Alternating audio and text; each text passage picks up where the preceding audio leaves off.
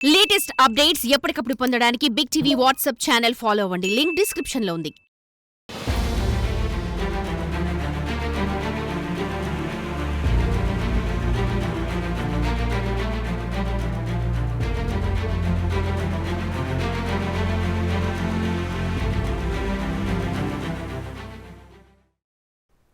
ఒకప్పుడు ఆ సంత ఉభయ తెలుగు రాష్ట్రాల్లో అతిపెద్ద పశువుల సంతగా పేరు గడించింది.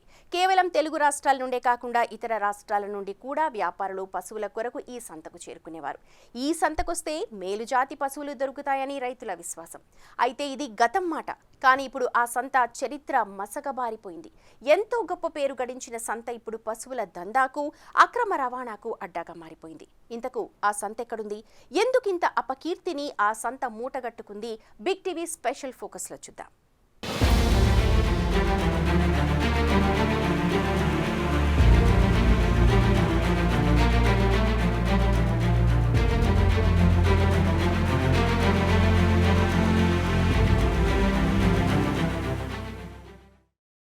ఉభయ తెలుగు రాష్ట్రాల్లో అతిపెద్ద పశువుల సంతగా పేరు గడించింది కోదాడ సంత. అయితే కోదాడ సంతలో ఇటీవల కాలంలో పెద్ద ఎత్తున పశువుల అక్రమ రవాణా కొనసాగుతుందని చెప్పి వార్తలు వస్తున్న నేపథ్యం అయితే ఉండడం జరిగింది. సంతలోని కొందరు వ్యాపారులు అతి తక్కువ ధరకు పశువులను కొనుగోలు చేసేసి కబేలాలకు తరలిస్తున్నారని చెప్పి విమర్శలు వస్తున్న నేపథ్యంలో కోదాడలో జరుగుతున్నటువంటి పశువుల దందాపై బిగ్ టీవీ స్పెషల్ ఫోకస్ ఇప్పుడు చూద్దాం.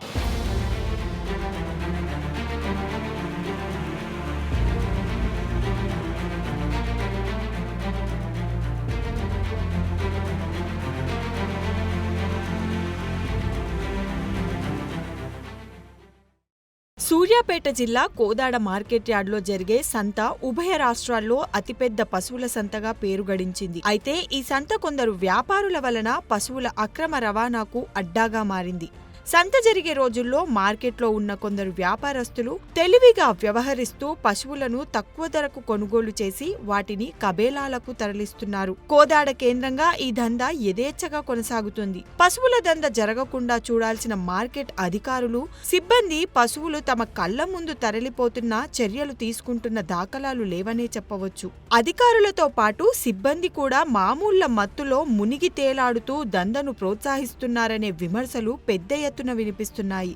కోదాడ సంతలో పశువులతో పాటు మేకలు, గొర్రెల క్రయ విక్రయాలు కూడా పెద్ద ఎత్తున జరుగుతాయి. తెలుగు రాష్ట్రాల నుండి మాత్రమే కాకుండా కేరళ, తమిళనాడు, కర్ణాటక, ఛత్తీస్గఢ్ తదితర రాష్ట్రాల నుండి కూడా పశువుల వ్యాపారులు ఇక్కడికి వస్తుంటారు. ఇటీవల 2 నెలల వ్యవధిలోనే 250 గోవులను పోలీసులు పట్టుకోవడాన్ని బట్టి చూస్తుంటే కోదాడలో ఈ దందా ఏ స్థాయిలో జరుగుతుందో మనం గమనించవచ్చు. పశువుల అక్రమ రవాణా యథేచ్ఛగా కొనసాగుతున్నప్పటికీ దీనిని అరికట్టవలసిన బాధ్యత గల అధికారులు మామూళ్లకు అలవాటు పడి చూసి చూడనట్లు వదిలేస్తుండటంతో ఈ దందా 3 పువ్వులు 6 కాయలుగా విస్తరిస్తుందని స్థానిక ప్రజలు విమర్శిస్తున్నారు. వ్యాపారులు నిబంధనలను తుంగలో తొక్కితే పట్టించుకునే వాడే కరువయ్యారని విమర్శలు వినిపిస్తున్నాయి. పశువులను తరలించే వాహనంలో నిబంధనలు తప్పనిసరిగా పాటించాలి, కానీ అవి పాటించిన దాఖలాలే లేవని చెప్పవచ్చు.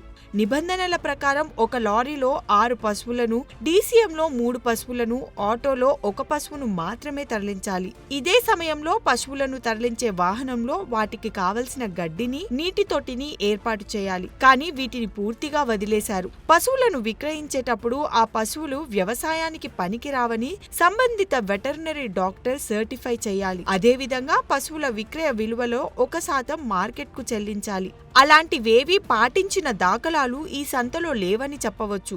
ఇంత జరుగుతున్నా అధికారులు నిమ్మకు నీరెత్తినట్లు వ్యవహరించడం మిక్కిలి శోచనీయమని సంతకు వచ్చిన రైతులు వాపోతున్నారు. ఇప్పటికైనా కోదాడలో జరుగుతున్న అక్రమ పశువుల రవాణాపై ప్రభుత్వం దృష్టి సారించి పశువుల దందాను అరికట్టాలని రైతులు విజ్ఞప్తి చేస్తున్నారు. కోదాడలో జరుగుతున్న పశువుల దందాను అరికట్టవలసిన అధికారులే మొద్దు నిద్ర నటిస్తూ మామూలు మత్తులో మునిగి తేలియాడుతున్నారని చెప్పి పెద్ద ఎత్తున విమర్శలు అయితే వస్తూ ఉండడం జరిగింది. ముఖ్యంగా మార్కెట్కు సంబంధించి అంటే సంతకు యొక్క పశువులను తరలించినప్పుడు ఆ పశువుల సంతకు సంబంధించేసి 3 అధికారుల పర్యవేక్షణ అనేది ముఖ్యంగా ఉండవలసిన పరిస్థితి అయితే ఉండడం జరుగుతుంది. ముఖ్యంగా మార్కెట్ సంబంధించిన అధికారులు, అదేవిధంగా పశువులను తీసుకొచ్చేటప్పుడు తప్పనిసరిగా సంబంధిత వెటర్నరీ డాక్టర్ సంబంధించి సర్టిఫికేట్ అనేది ఉండవలసిన అవసరం ఉంది.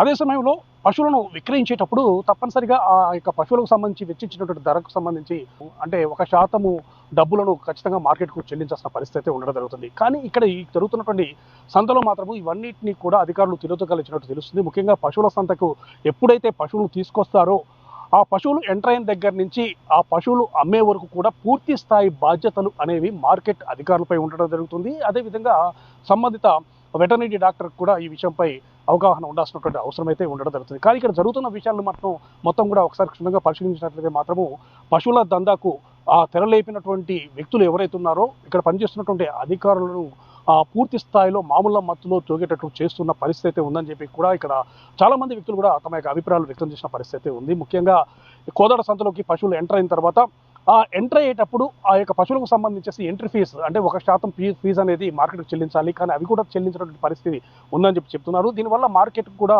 ఆదాయానికి గండిపడే అవకాశం అయితే స్పష్టంగా కనబడుతూ ఉండడం జరిగింది. ఇదే సమయంలో పశువులను విక్రయించేటప్పుడు ఆ పశువుల విక్రయానికి సంబంధించేసి సంబంధిత వెటర్నరీ డాక్టర్ సర్టిఫై చేయాల్సి ఉంటుంది. కానీ ఆ డాక్టర్ సర్టిఫై చేయకముందే అంటే దానికి సంబంధించి వెటర్నరీ డాక్టర్ యొక్క పర్మిషన్ తీసుకోకుండానే పశువులను విక్రయిస్తున్నట్లు కూడా మనకు తెలియవస్తుంది. ముఖ్యంగా ఇక్కడ కొంతమంది వ్యాపారులు ఇక్కడికి వస్తున్నటువంటి పశువులకు సంబంధించేసి అంటే సాయంత్రం వరకు ఉంచేసేసి ఆ తర్వాత వాటిని తక్కువ ధరకు కొనుగోలు చేసి బేలాలకు తరలిస్తున్న పరిస్థితి నెలకొంది. సో ఇదే విషయానికి సంబంధించేసి గత 2 నెలల వ్యవధిలోనే 3 సార్లు ఈ విధంగా కబేలాలకు తరలించేటటువంటి పశువుల్ని పట్టుకోవడం జరిగింది. సో ఈ విషయం ఈ విధంగా కంటిన్యూగా కొనసాగుతూ ఉన్నప్పటికీ కూడా అధికారులు మాత్రం నిమ్మకు నీరెత్తినట్లు మాత్రం వ్యవహరిస్తూ ఉండడం మాత్రం అనేక విమర్శలకు మాత్రం తావిస్తూ ఉన్న పరిస్థితి నెలకొంది. 2 నెలల వ్యవధిలో దాదాపు 250 పశువులను కూడా పట్టుకున్నారంటే దీన్ని బట్టి అర్థం చేసుకోవచ్చు పశువుల దందా అనేది ఏ విధంగా కొనసాగుతుందో అనే విషయాన్ని. ముఖ్యంగా పశువులను తరలించేటప్పుడు కూడా మరికొన్ని నియమాలు అనేవి తప్పనిసరిగా మార్కెట్ వాళ్ళు అదేవిధంగా వెటర్నరీ విభాగానికి సంబంధించిన వాళ్ళు పర్యవేక్షించాలి, వాటిని అబ్జర్వ్ చేయాలి. వాళ్ళు నిర్దేశించిన ప్రకారం అంటే పశువులను కొనుగోలు చేసిన తర్వాత పశువులను తరలించేటప్పుడు తప్పనిసరిగా ఒక లారీకి సంబంధించేసి కేవలం 6 పశువులను మాత్రమే తరలించాలి. అదేవిధంగా డీసీఎంలో అయితే మాత్రము 3 పశువులను తరలించే అవకాశం ఉంటుంది. ఆటోలో అయితే 1 పశువును మాత్రమే తరలించే అవకాశం అయితే ఉండడం జరుగుతుంది. సో ఇదే సమయంలో పశువులను తరలించేటప్పుడు పశువులకు కావాల్సినటువంటి నీటిని కానీ అదేవిధంగా దానాన్ని కానీ తప్పనిసరిగా ఆ వాహనంలో ఉంచాలి. కానీ వీటన్నిటినీ కూడా పక్కన పెడుతూ ఆ యొక్క పశువులను మాత్రం తరలిస్తున్నారు. ఈ విషయాన్ని తప్పనిసరిగా మార్కెట్ అధికారులు ఖచ్చితంగా పట్టించుకోవాలి. కానీ మార్కెట్ అధికారులు మాత్రం ఈ విషయంపై శ్రద్ధ పెట్టిన దాఖలాలు లేవు. అదేవిధంగా సంతకు వచ్చినటువంటి పశువుల విషయంలో లేగ దూడలు కానీ కోడి గిత్తలు కానీ ఇటువంటివి వచ్చినప్పుడు మాత్రము దాన్ని డాక్టర్ సర్టిఫై చేస్తారు.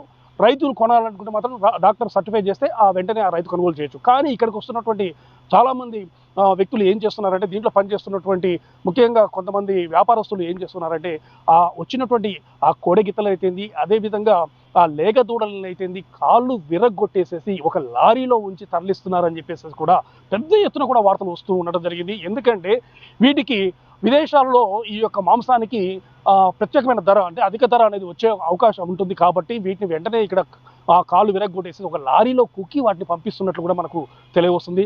ఇంత పెద్ద ఎత్తున కూడా కోదాడ సంతలో పశువుల దందా అనేది కొనసాగుతున్నప్పటికీ కూడా దీన్ని అరికట్టవలసిన బాధ్యత ఉన్నటువంటి మార్కెట్ యార్డ్స్ వారు మార్కెట్ అధికారులు అయితేంది అదేవిధంగా సంబంధిత వెటర్నరీ డాక్టర్లు అయితేంది పోలీస్ యంత్రాంగం మాత్రం పూర్తి స్థాయిలో నిమ్మకు నీరెత్తనట్లే ఉన్నట్లు కూడా మనకు తెలియవస్తుంది. ఎందుకంటే అక్రమ రవాణా యథేచ్ఛగా కొనసాగుతున్నప్పటికీ కూడా వాళ్ళకు మామూలు వస్తున్నాయి కాబట్టి ఆ యొక్క మామూల మత్తులో వాళ్ళు తేలియాడుతున్నారు తప్ప ఈ అక్రమ రవాణాను మాత్రము అడ్డుకట్ట వేయలేకపోతున్నారని చెప్పేసి కూడా మనకు తెలియవస్తుంది. సో ఈ విధంగా పశువుల దందా యథేచ్ఛగా కొనసాగుతున్న కోదాడపై తప్పనిసరిగా ప్రభుత్వం దృష్టి సారించాలి. ఈ యొక్క అక్రమ పశువుల రవాణాను అడ్డుకట్ట వేయాలని చెప్పేసి ఇక్కడికి వచ్చినటువంటి రైతులు వేడుకుంటున్న పరిస్థితి ఉండడం జరిగింది.